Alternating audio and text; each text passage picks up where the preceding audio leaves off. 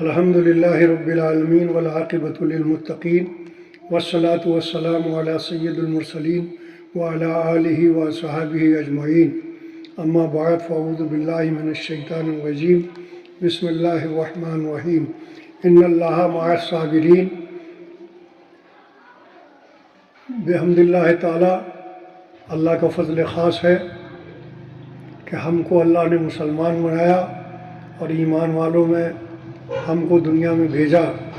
اے لوگوں، نماز میں ذکر خدا اور شکر خدا کیا کرو۔ دینی اعتقادات اور دعا جیسی بہت سی عبادتیں نماز میں شامل ہیں۔ نماز کھانے پینے، چلنے پھرنے، ہنسنے بولنے، ادھر ادھر دیکھنے اور دیگر دنیوی کاموں سے روک دیتی ہے۔ نمازی ان سب پابندیوں کو بخوشی برداشت بھی کرتا ہے۔ اسی لیے نماز کا ذکر قرآن میں صبر کے بعد رکھا گیا ہے۔ وَاسْتَعِینُوا بِالصَّبْرِ وَالصَّلَاةِ، اس کے بعد کہا گیا ہے اِنَّ اللَّهَ مَعَ الصَّابِرِينَ، نیکوں کو جنت دے کر بہلا دیا گیا، مگر صابرین کو جنت کا مالک بنایا گیا ہے۔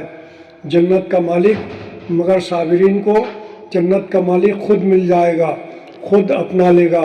جس قدر صبر اور نماز میں کمال پایا جائے گا، اسی قدر رب کی معیت اور رب کا ساتھ ملے گا۔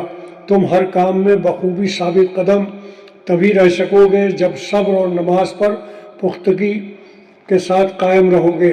نفس کے منہ میں صبر کی لگام لگاؤ، اسے نماز کے راستے پر چلاؤ، جس سے تمہارا نفس ادھر ادھر نہ بھاگے۔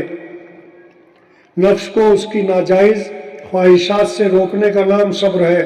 مال و دولت کی حوث سے خود پر کنٹرول کرنا صبر ہے۔ مصیبت میں تحمل کو صبر کہا گیا ہے۔ مال کی فراوانی میں غرور و گھمنڈ سے بچنے کا نام صبر ہے۔ اپنے غصے پر قابو پانے کا نام صبر ہے اور دوسروں کی کمزوریوں کو پوشیدہ رکھنے کا نام صبر ہے۔ صبر کرنے والوں کے ساتھ اللہ رہتا ہے۔ ان اللہ مع الصابرین، نیکوں کو جنت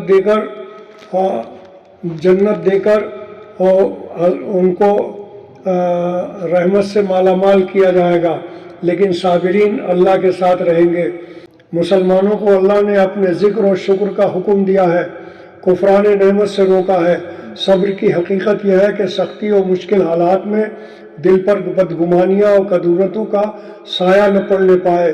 رضائے الہی کے لیے مشکل حالات کا جرأت مندانہ قدم اٹھا کر مقابلہ کیا جائے۔